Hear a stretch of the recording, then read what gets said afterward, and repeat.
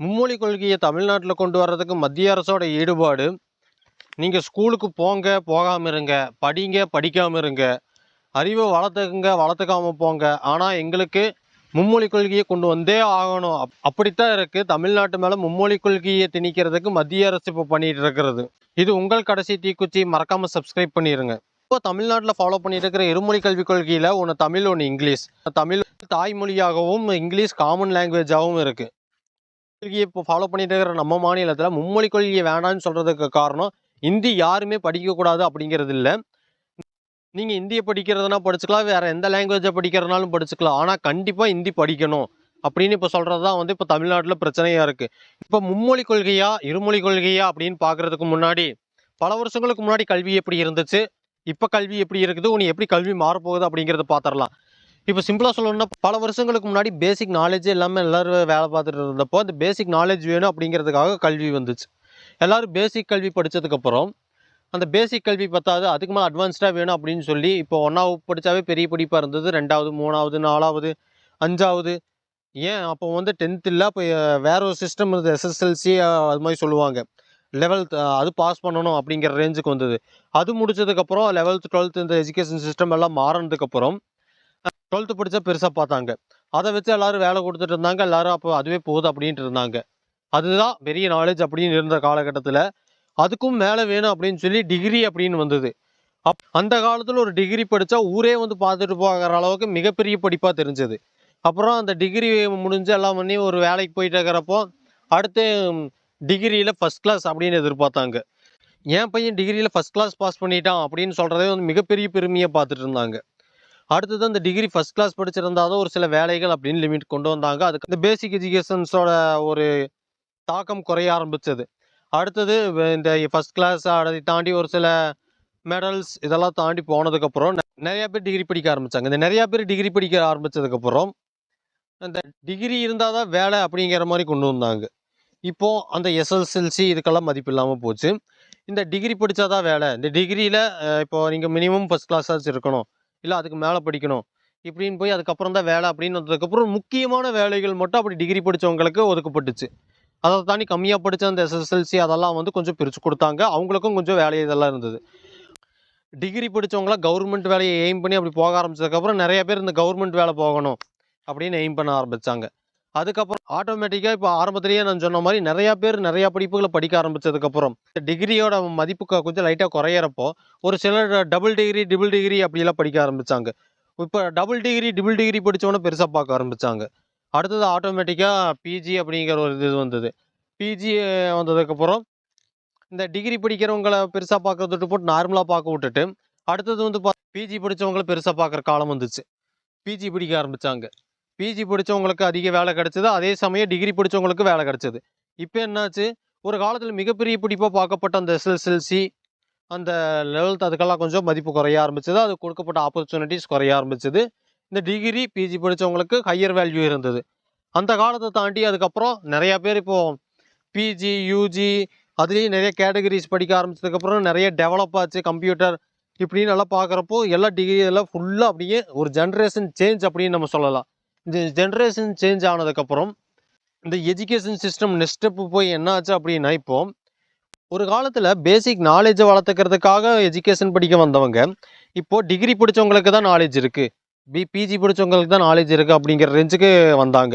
அடுத்தது அதுக்கு தகுந்த மாதிரி வேலைகள் இதெல்லாம் ரொம்ப இன்க்ரீஸ் ஆச்சு. கம்ப்யூட்டர் வந்ததுக்கப்புறம் ஒரு ஜென்ரேஷனே மாறுச்சு. இப்போ நிறைய ஆப்பர்ச்சுனிட்டிஸ் வர பார்த்துட்டு எல்லாருமே இப்போ எய்ம் பண்ணி கம்ப்யூட்டர் அதிகம் படிக்க ஆரம்பித்தாங்க. இன்ஜினியர்ஸ் அது இது நல்லா படிக்க ஆரம்பித்தாங்க. இப்போது ஒரு 20 வருஷத்தை அப்படியே நம்ம தாண்டி வந்துடுவோம். இப்போ இந்த 20 வருஷத்தை தாண்டி வந்ததுக்கப்புறம் இப்போ பார்த்தீங்கன்னா எங்கே பார்த்தாலும் இப்போ டிகிரி படித்தவங்க, எங்கே பார்த்தாலும் இப்போ பிஜி படித்தவங்க, இங்கே மினிமம் வந்து பார்த்தீங்கன்னா டிகிரி படித்தவங்க தான் எல்லோரும் வீட்டில் இருக்கிறாங்க. அப்படி நம்ம பார்க்கும்போது இப்போது என்ன ஆச்சுன்னா, இப்போ வெறும் டிகிரி பிஜி வச்சுட்டு இப்போ வேலைக்கு போக முடியல அப்படிங்கிற சுச்சுவேஷன் வந்தப்போ நிறைய பேர் இப்போ நிறையா பக்கம் வேலை கொடுக்குறவங்களே வந்து எல்லாம் இங்கிலீஷ் பேஸ் பண்ணி வேலை கொடுக்க ஆரம்பித்தாங்க. ஓகே, இங்கே வேலையும் வந்து இப்போ இங்கிலீஷில் அதிகம் வந்ததுக்கப்புறம் வேலையும் இங்கிலீஷில் மாறிடுச்சு. இப்போ கம்ப்யூட்டர் வந்ததுக்கப்புறம் எல்லாம் டெவலப் ஆகி இங்கிலீஷில் மாறின டைமில் எல்லோரும் இப்போ இங்கிலீஷ் பார்க்குறப்போ இப்போ நம்ம தமிழ் மீடியம் ஸ்கூலில் படிச்சுட்டு வந்தவங்களுக்குலாம் கொஞ்சம் தமிழ் வரல, மெட்ரிகுலேஷன் தான் முக்கியம் அப்படின்னு பார்க்க ஆரம்பித்தாங்க. சரி ஓகே, காசு இருந்தவங்க கொஞ்சம் முடிஞ்சவங்க அப்போ மெட்ரிகுலேஷனில் சேர்த்து விட்டாங்க. மற்றவங்களாம் வந்து இப்போ தமிழ் மீடியம் தமிழில் படித்தாங்க. இங்கே எல்லாமே தமிழக அரசு வந்து இதை தான் தமிழ் மீடியமில் தான் படிக்கணும் அப்படின்னு யாரும் ஃபோர்ஸ் பண்ணல. நீ இங்கிலீஷ் மீடியம் தான் படிக்கணும்னு யாரும் ஃபோர்ஸ் பண்ணல. இப்போ காமனாக யார் எங்கே படிக்க முடியுதோ அங்கங்கே படித்தாங்க. இப்போ தமிழ் மீடியமில் படித்தாங்க, இங்கிலீஷ் மீடியமில் படித்தாங்க. தமிழ் மீடியமில் படித்தவங்களும் இப்போ மிகப்பெரிய அச்சீவ்மெண்ட்ஸ் பண்ணாங்க. இங்கிலீஷ் மீடியம் நம்ம படித்தவங்களும் மிகப்பெரிய அச்சீவ்மெண்ட் பண்ணாங்க. அதுக்கு வந்து உதாரணமாக நிறைய பேர்கள் நம்ம சொல்ல முடிஞ்சாலும், இப்போ நம்ம எஜுகேஷன் சிஸ்டத்தை பார்க்குறப்ப 30 வருஷத்தில் இப்போ பார்த்தீங்கன்னா இந்த மெட்ரிகுலேஷன் வளர்ச்சி, இங்கிலீஷ் அதிகமாக ரொம்ப வளர்ந்துருச்சு. இப்போது தமிழ் மீடியம் வந்து குறைய ஆரம்பிச்சது. இப்போ கவர்மெண்ட் ஸ்கூல்களெல்லாம் இப்போ ஸ்ட்ரென்த்து வந்து ஆட்டோமேட்டிக்காக குறைஞ்சிருச்சு. இப்போது இங்கிலீஷ் மீடியம்லேயே படித்து இங்கிலீஷ் ஃப்ளூயன்சிங்கிறவங்களுக்கு தான் அதிக வேலை கிடச்சிது. இப்போ முக்கியமாக நம்ம பார்க்க வேண்டியது என்ன அப்படின்னா, எஜுகேஷனை யாருமே ஒரு நாலேஜுக்காக பார்க்கல. இப்போ எல்லாருமே ஒரு சம்பாதிக்கிறதுக்கான ஒரு டூல் அப்படிங்கிற மாதிரி தான் பார்க்க ஆரம்பிச்சிட்டாங்க. இப்போ ஸ்கூலில் இருக்கிற எஜுகேஷன் சிஸ்டம் 100க்கு நீ 90க்கு மேலே எடுத்துட்டியா, இல்லை 100க்கு 100 எடுத்துட்டியா அப்படின்னு கேட்க ஆரம்பிச்சிட்டாங்க. உனக்கு நாலேஜ் இருக்குதோ இல்லையோ அது முக்கியம் இல்லை. உனக்கு இங்கிலீஷ் தெரியுமோ தெரியாதோ முக்கியம் இல்லை. தமிழ் தெரியுமோ தெரியாதோ முக்கியம் இல்லை. இப்போ நீ 100க்கு 100 எடுத்துட்டியா, 100க்கு 80க்கு மேலே எடுத்தியா, இது மாதிரி எக்ஸ்பெக்டேஷன்ஸ் போனதுக்கப்புறம் இப்போ இருக்கிற ஸ்டூடெண்ட்ஸ் யாருமே நாலேஜை வளர்த்துக்கிறதுக்காக படிக்கிறது இல்லை. எல்லாருமே வந்து பார்த்தீங்கன்னா வெறும் மார்க்குக்காக தான் படிக்கிறாங்க. நாலேஜுக்காக படிக்கிறவங்க இருந்தாலும் எத்தனை பேர் விரலோட்டு என்ற மாதிரி தான் இருப்பாங்க. ஏன் அப்படின்னா, நாலேஜுக்காக படித்து நான் ஒரு 70 மார்க் எடுத்துட்டு எனக்கு நாலேஜ் இருக்குது அப்படின்னு சொன்னால் யார் வேலை கொடுப்பா? இப்போ அதுதான் வந்து பார்த்தீங்கன்னா இந்த காலகட்டத்தில் போயிட்டுருக்கு.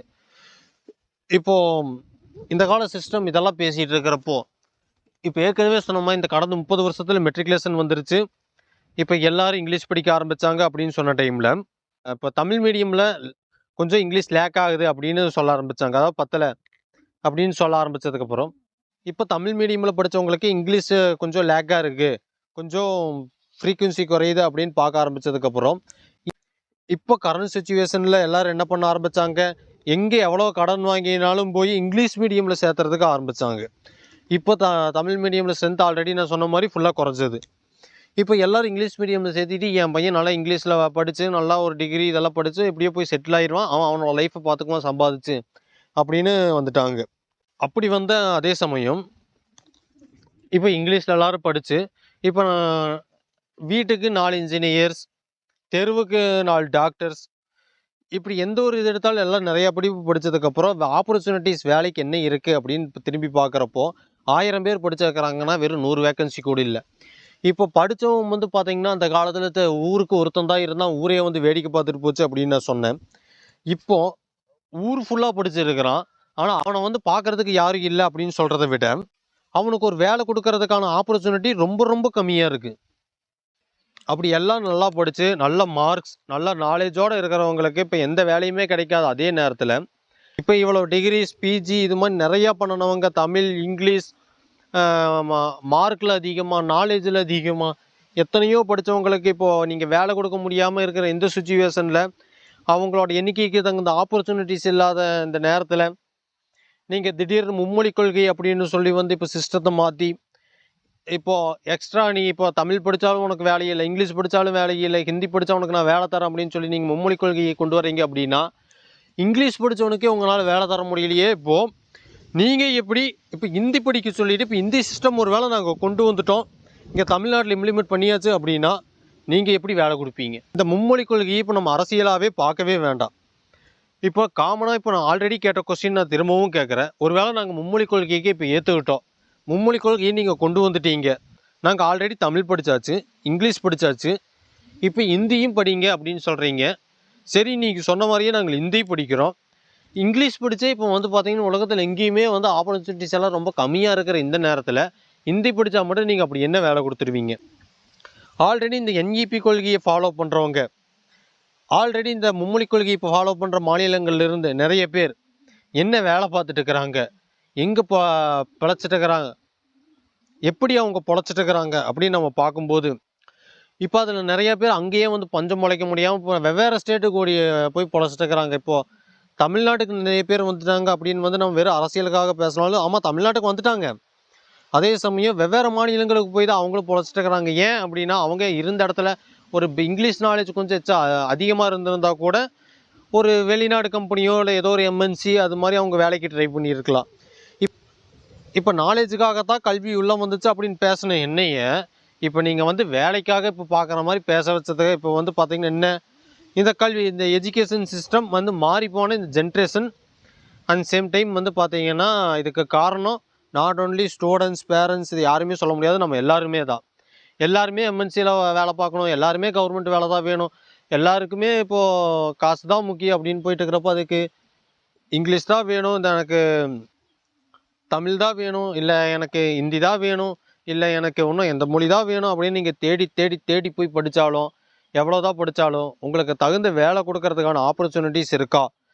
இப்போ இந்த ஒரே கேள்வியை நான் திரும்ப திரும்ப திரும்ப கேட்குறதுக்கு காரணம் என்னென்னா, இப்போ தமிழ், இங்கிலீஷ், இந்த உலகம் அறிஞ்ச மொழி இங்கிலீஷ், இது படித்தவங்களுக்கே இங்கே வேலை இல்லை. ஹிந்தி படிக்க சொல்கிறீங்க, அது கட்டாயமாக படிக்கணும், அப்போ தான் நான் உங்களுக்கு தரக்கூடிய அந்த கல்வி நிதியே தருவேன்னு நீங்கள் சொல்கிற அதே நேரத்தில், சரி நாங்கள் படிக்கிறதுக்கு தயார், எங்களுக்கு நீங்கள் வேலை முன்னாடியே நீங்கள் அப்பாயின்மெண்ட் தருவீங்களா? இல்லை. இப்போ ஆல்ரெடி படித்தவங்களுக்கு நீங்கள் என்ன பண்ண போகிறீங்க? நீங்கள் இதுக்கு மேலே ஹிந்தி கொண்டு வரீங்க, இல்லை சிஸ்டத்தை மாற்றுறீங்க, ஓகே. ஆல்ரெடி தமிழ், இங்கிலீஷ் படித்தவங்களுக்கு நீங்கள் என்ன பண்ண போகிறீங்க அப்படின்னு இது மாதிரி ஏகப்பட்ட கேள்வி கேட்டாலும் அதுக்கெல்லாம் அவங்களால பதிலே சொல்ல முடியாது. ஏன்னா அவங்களுக்கு தேவை ஒன்றே ஒன்று தான், ஹிந்தி திணிப்பு. இந்த மும்மொழி கொள்கையில் அவங்க வந்து தாய்மொழி கல்வி தாய்மொழி கல்வி அப்படிங்கிறாங்க.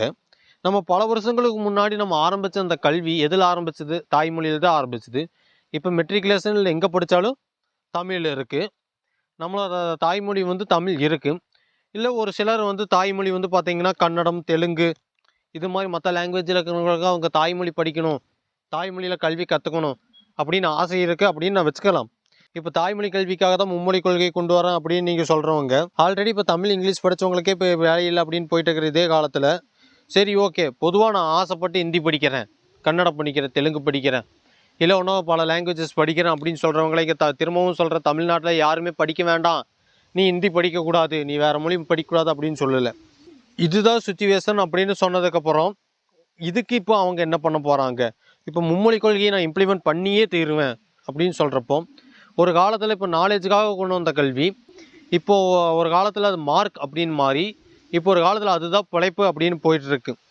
அடுத்தது இப்போ நீங்கள் இப்படி கண்டிப்பாக ஹிந்தியை படித்தே ஆகணும் அப்படின்னு நீங்கள் அரசியல் பண்ணும்போது, அந்த ஹிந்தியை படித்தா நீங்கள் என்ன யூஸ் அப்படிங்கிறத மட்டும் நீங்கள் சொல்லுங்கள். நானாக ஹிந்தியை விரும்பி படிக்கிறேன் அப்படின்னா அது கண்டிப்பாக எனக்கு யூஸ் தான், அது என்னோட நாலேஜ் இன்க்ரீஸ் ஆகுது அப்படின்னு சொல்லலாம். ஆனால் நீங்கள் கண்டிப்பாக ஹிந்தி படித்தே ஆகணும் அப்படின்னு சொல்லும்போது என்ன நல்லது நடக்கும் அப்படிங்கிறத கண்டிப்பாக நீங்கள் சொல்லியே ஆகணும். இது அரசியல் அப்படின்னு நான் சொல்கிறதுக்கு என்ன காரணம் அப்படின்னா, சில வருஷங்களுக்கு முன்னாடி நீட் தகுதி தேர்வு வந்துச்சு. அந்த நீட் தகுதி தேர்வு இப்போ ஏன்டா இழுக்கிற அப்படின்னு கேட்டிங்கன்னா, அந்த நீட் தகுதி தேர்வு வரும்போது அரசியல்வாதிகளாகட்டும், அரசியல் தலைவர்களாகட்டும், சில ஊடகங்களே ஆகட்டும், எல்லாம் இந்த நீட் வேண்டாம், இந்த நீட் எதிர்த்து கண்டனம் தெரிவிக்கிறேன், போராட்டம் பண்ணுறேன், நான் அங்கே லெட்டர் எழுதுறேன், யாருக்கோ லெட்டர் எழுதுறேன்லாம் அப்படி பண்ணிவிட்டு கடைசியில் இப்போ நீட் இம்ப்ளிமெண்ட் ஆகிருச்சு. இப்போ நீட் எழுதி அது பாஸ் பண்ணாத டாக்டர் சீட் அப்படின்னு ஆயிடுச்சு. நான் படித்தது இப்போ ஒரு சிலபஸில், எக்ஸாம் எழுதுறது ஒன்று சிலபஸில், எப்படி பாஸ் பண்ணுறது? அதுக்காக காசு கட்டி இப்போ நான் கோச்சிங் சென்டர் சேர்ந்து படித்து இப்போ நீட் கிளியர் பண்ணாத இப்போ நான் டாக்டர் படிக்க முடியும். அப்படின்னா அதுக்கு முன்னாடி டாக்டர் படிக்கிறதுக்காக ப்ரிப்பேர் ஆனவங்களை அவங்களோட நிலைமை என்ன, அதை பற்றி யாரும் யோசிக்க மாட்டாங்க. இப்படி எல்லோரும் எதிர்த்து போராடி கண்டனம் தெரிவித்து எல்லாம் பண்ணி கடைசியில் என்னாச்சு? ஆல்ரெடி நான் சொன்ன மாதிரி நீட் வந்தாச்சு. அப்படின்னா அந்த டைமில் கண்டனங்கள் தெரிவித்ததாகட்டும், இல்லை அந்த டைமு அதை எதிர்த்து போராடினவங்களாகட்டும், எல்லாம் பண்ணதாகட்டும், அது வெறும் விளம்பரம் தான். டாக்டர் படிக்கிறவங்க வந்து பார்த்தீங்கன்னா உன்னை கோச்சிங் போகணும் அப்படிங்கிற ரேஞ்சுக்கு வந்தாச்சு. இல்லை இப்போ வந்து கோச்சிங் போகாமல் காசு கட்டாமல் இப்போ வீட்டில் இருந்துகிட்டே நீட் கிளியர் பண்ணுறவங்க இருக்கிறாங்க அப்படின்னு சொன்னீங்கன்னா, அது இப்போது நீட் என்ட்ரன்ஸ் எக்ஸாம் தமிழ்நாட்டில் மொத்தம் எத்தனை பேர் எழுதுகிறாங்க, அதில் எத்தனை பேர் கோச்சிங் போகாமல் பாஸ் பண்ணுறாங்க அப்படிங்கிறத மட்டும் நீங்கள் ஸ்டாட்டிஸ்டிக்ஸ் சொல்லுங்கள். என்னடா இவன் இது வரைக்கும் நீங்கள் வரப்போகிற எலெக்ஷன் இழுக்கலை அப்படின்னு நினச்சிங்கன்னா ஏதோ இழுத்தாச்சு. இப்போது வரப்போகிற 2026 எலெக்ஷனில் நிறைய பேர் வாக்குறுதி என்ன கொடுப்பாங்கன்னா, நாங்கள் ஜெயிச்சா நீட் தேர்வை ரத்து பண்ணுறேன் அப்படின்னு சொல்லுவாங்க. அவங்க எப்படிங்க ரத்து பண்ண முடியும்? அதை ஃபஸ்ட்டு நீங்கள் யோசிங்க. கண்டிப்பாக வந்து பார்த்தீங்கன்னா இது சென்ட்ரல் கவர்மெண்ட் கொண்டு வந்த இது வந்து இவங்க முதலமைச்சர் ஆயாலாம் உன்னையெல்லாம் வந்து கேன்சல் பண்ண முடியாது. இது மாதிரி ஒரு சில பொய்யான வாக்குறுதிகள் தராங்க அப்படின்னா அதை கண்டிப்பாக மைண்டில் ஏற்றிக்காதீங்க. அது எந்த கட்சியாக இருந்தாலும் சரி, அது டிஎம்கே, டிவிகே, இல்லை ஏடிஎம்கே, இல்லை எந்த கட்சியோ இல்லை, புதுசாக இது மேலே ஒரு புதுசாக ஒரு கட்சி ஆரம்பித்து எலெக்ஷனில் நிற்கிறாங்களோ யாராக வேணாலும் இருக்கட்டும், இந்த நீட்டை நான் ரத்து பண்ணுறேன் அப்படின்னு சொன்னால் நீங்கள் மதிக்காதீங்க.